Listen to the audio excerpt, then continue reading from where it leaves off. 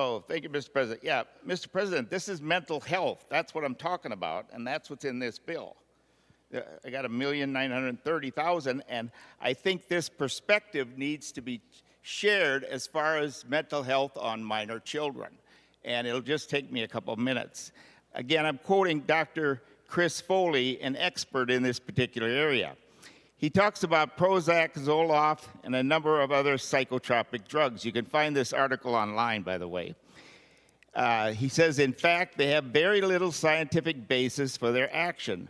They are routinely given for anxiety, depression, particularly for children who suffer various types of post-traumatic stress disorder. He goes on to say there is very little validity evidence that they are safe or effective for children.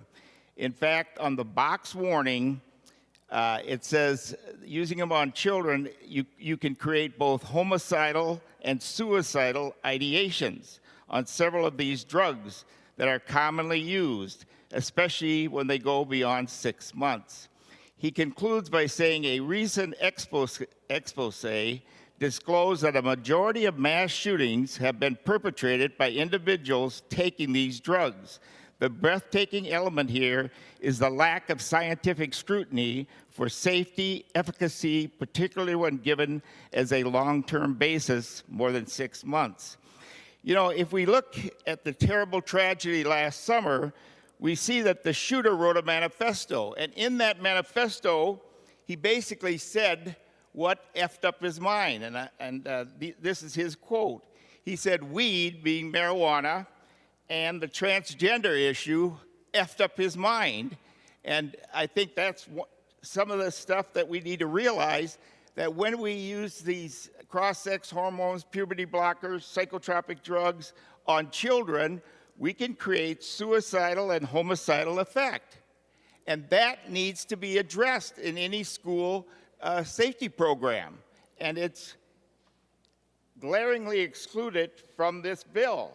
It goes after Second Amendment gun rights, but it does nothing to the use of psychotropic drugs on children. So members, I really believe, oh, by the way, I have a independent pharmacist who's a strong supporter of mine, and I had her send the latest warnings on these drugs as far as children, and basically it said the same thing that Dr. Chris Foley said. So members, we're not solving the problem. That's what I'm trying to get at. This bill looks, it looks at the gun and ammunition rather than addressing what is causing homicidal and suicidal attitudes in our children. We're way going over bounds in our school district by using this on the children.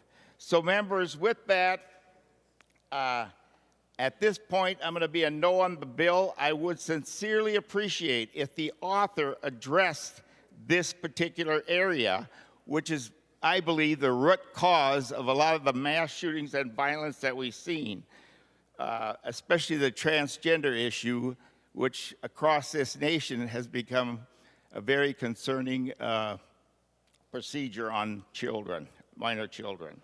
Thank you, Mr. President.